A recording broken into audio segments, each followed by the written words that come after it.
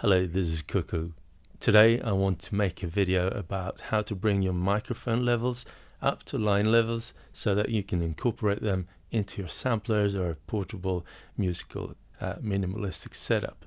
I've made a video like that before, and my goal then was always to stay compact, and I was experimenting a bit, but I didn't find exactly what I actually looked for, and that was a compact mic preamp that essentially runs off of its own battery or a small AC adapter.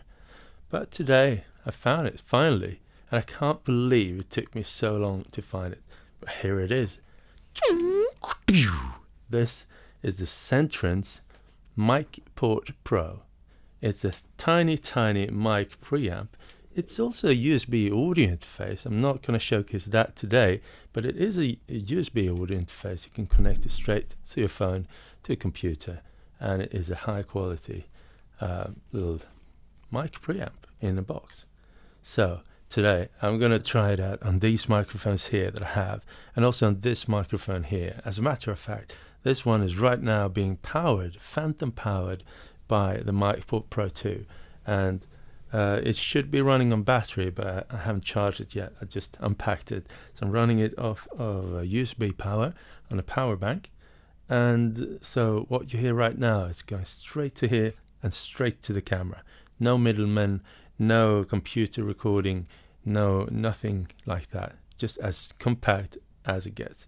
So this is what you can expect. So let me try out all of these other microphones and see what it sounds and see if it does exactly what I want.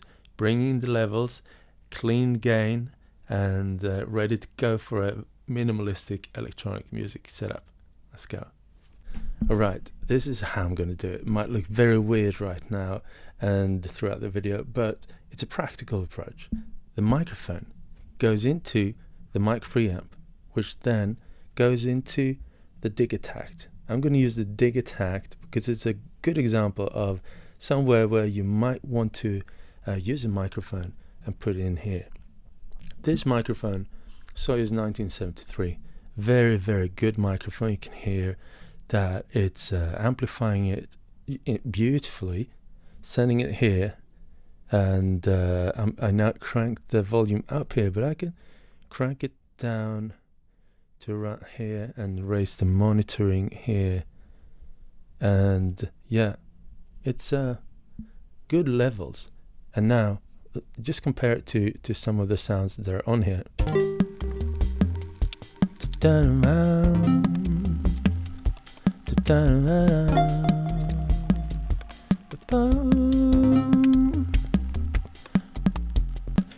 And this is a good example where you can actually make use of some of the reverbs in here.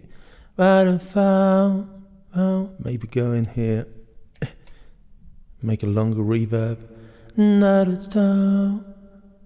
maybe cut it off in the bass a bit, a bit too much reverb, yeah, how about that?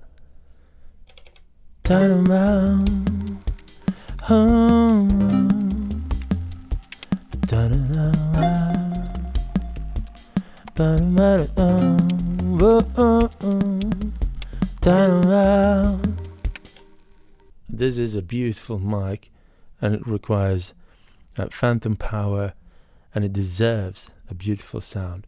Right now I haven't done anything to the vocals, but there is a high pass filter here that's gonna cut some of the bass frequencies.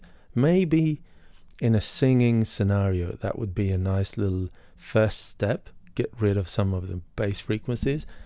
And the switch here for the high pass filter is hard to reach, so you need a little thing to stick down. For instance, something like this, something to put out a SIM card. So now high pass filter is engaged, and we can hear like a little face lift in a way. Some of these mumbling frequencies are reduced. Okay, it's cleaned up a little bit. We didn't need it, but in terms of matching vocals to music, as one of the first steps you usually take, like cut some of the bass frequencies. Down, oh, oh, oh, oh, oh, oh. Down, oh, oh, oh, oh, oh.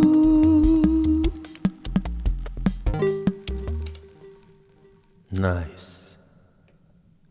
Nice, nice, nice, nice, nice, nice. Yeah, I think it sounds really great. There is a hidden feature that, it's not hidden, but it's a feature. On the side here, it's not really in focus probably, but we got the limiter, boop, and it's currently turned on. The limiter is something that will save you from sudden peaks. Like if I suddenly shout a little bit and transients that probably suddenly go a little bit overboard, it will save you from that. And as far as I can hear, it's very transparent. So I could potentially reduce the monitoring, which is the output, and gain it a little bit more. It says that it's peaking, but I think it's not that bad. And now we can see the little LED there, which is flashing when the limiter is engaged. So that means it can kind of sort of work as a little baby safe compressor, which might be useful. Let's try again. Down, oh, oh, down, oh. Does it indeed limit my voice now just a little bit? Yeah, so yeah, that's very useful, very nice. All right, so we can see that it has the appropriate phantom power to power a condenser mic like this, and it sounds very good. So let's turn it over to another microphone. I was thinking about the Shure SM7B. This is a fabled microphone that requires a ton of gain, and I'm very interested to see whether or not this can provide that kind of gain. I think not. I think maybe we're going to hit the limit to what we can expect this to do. But I'll be very happy to be proven wrong. So let's switch over to this one. First, switch off the phantom power. All right. So how are we doing? I can hear already that it's very low. Gonna gain it a lot here. Monitoring, gonna gain it. Maybe even the input signal here, gonna gain it. And we can hear that now. Actually, I'm at the maximum gain here. Maximum. Let's see. It doesn't go higher than this. This is maximum. And what comes when you max out the gain, unfortunately, is the noise floor of the mic preamp getting really, really noticeable. So I'd say this is out of bounds. I think this requires something like 60 dB gain or something like that. And maybe this is not quite that it can power something like the Shure SM7B. But if you had a noise gate, maybe you can kind of get away with it. Or if you're like super close like this, maybe you could turn the gain down and you could yield a somewhat acceptable result. So now I'm like super close. Or if you have like a really, really powerful voice and you can reduce the gain even more. But me, I'm quite soft spoken, so I need a lot of gain. So yeah, so I'm gonna switch off the high pass filter. Hello, so we get some of that bass back, because I think this has a built-in high pass filter that is kind of already engaged. So let's see. Welcome to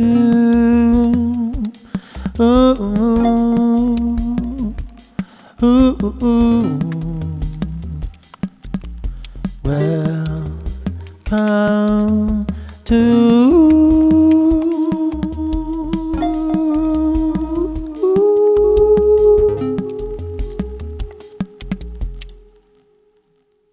So I think, sorry.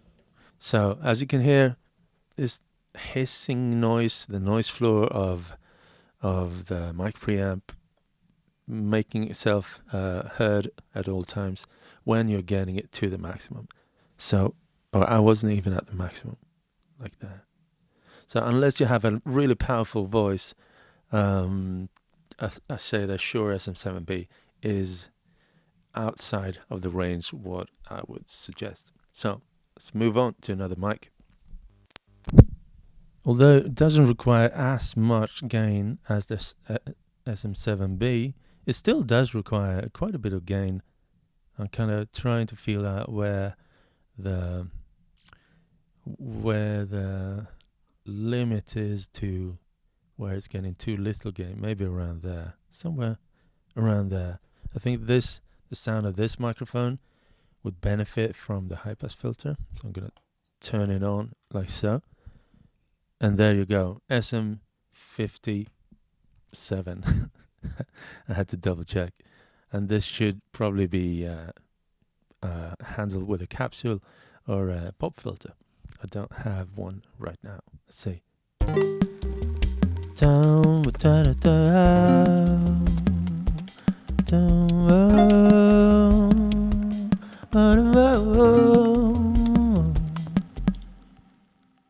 I think this is a microphone that kind of requires, I would say, a good compressor.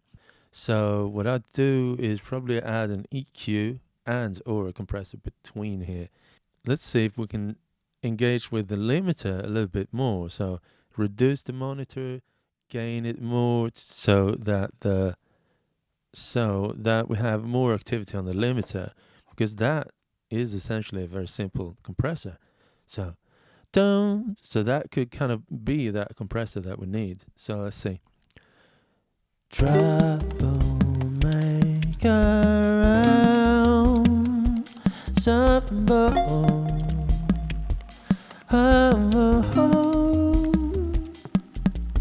troublemaker of sound.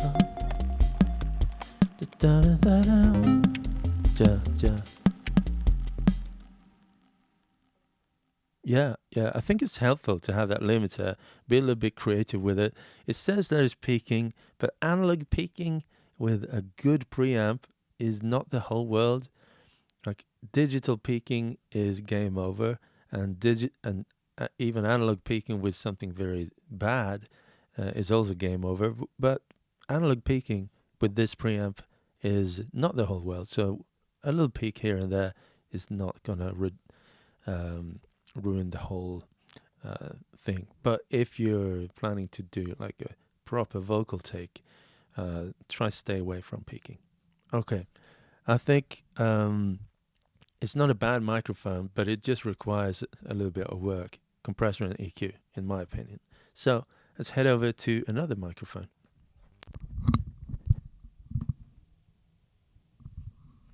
Sennheiser E935. Okay, I can hear straight away that we can reduce the gain, because this microphone, I had it for, I don't know, 10 years or something. This microphone has an unusually high output for being a dynamic microphone. So that's very, very useful. In this case, we don't need as much gain as with the Shure microphones. That's very good. Also, we can check out the limiter.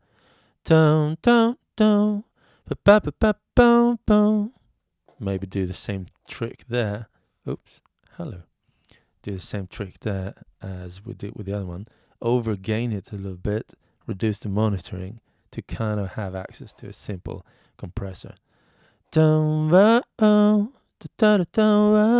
I think this microphone has a little bit crisper nature, I'd say, than the Shure microphone. So maybe it's kind of already a little bit treated and ready for singing. So let's see. Welcome to my place. Trick or treat, I'll take a treat anytime. Welcome to my place. Trick or treat every time. Don't ask me about the lyrics because there are none. Yeah, I think, Sennheiser, good, very good. I think I'd prefer the levels of Sennheiser, but Shure has a very more classic sound, I'd say. Yeah. All right. So let's try the last microphone. It's gonna go back to a condenser microphone that needs phantom power, and then we'll call it today. I think we can already say this is a huge success. This is exactly the product I've been looking for a long time. I didn't know about CEntrance, but now I do, and they have a lot of stuff in this same form factor. They're coming out with another mic preamp that also has a compressor and a de-esser on board, which is very cool. And they have like a bouncer coming out now, a new mixer with many inputs and 2 outputs that can also record the master on an SD card, which is really cool. And it's in the same form factor, maybe a little wider, like so, which is very compact. So this is very good for the stuff that I'm doing, tabletop, small form factor, synthesizers and groove boxes. And then you want to implement not only mixing, but to implement a microphone, which I'm doing right now. Okay, last microphone, gonna have to switch on the phantom power.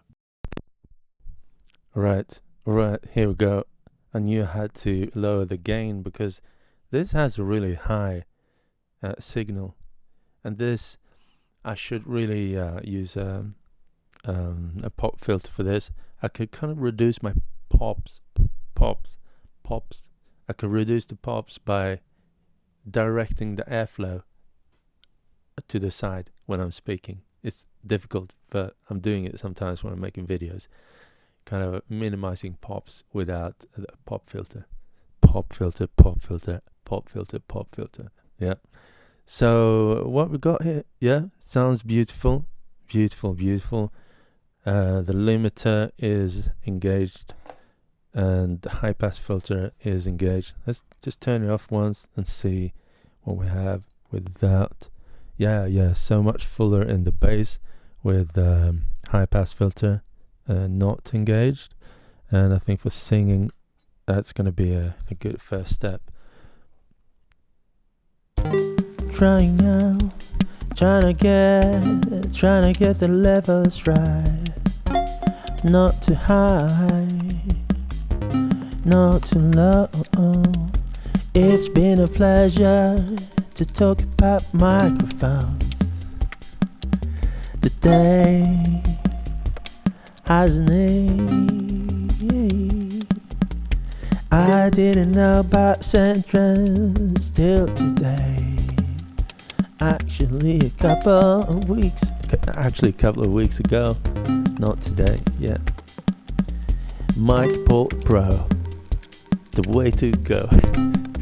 Sorry, MicPort Pro, the way to go. And you gotta get the microphone levels sweet and dandy and put them into your synthesizers. Yeah, it's nice.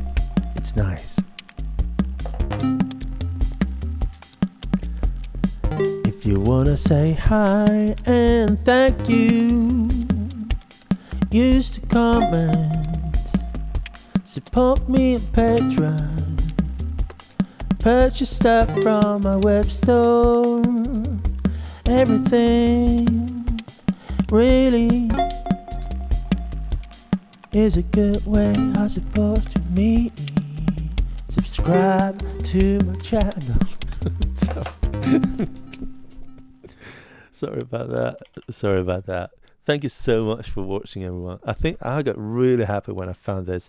This is gonna be a very nifty little solution machine box for me. So yeah, just want to throw it out there. Went to my local store today and bought one for myself.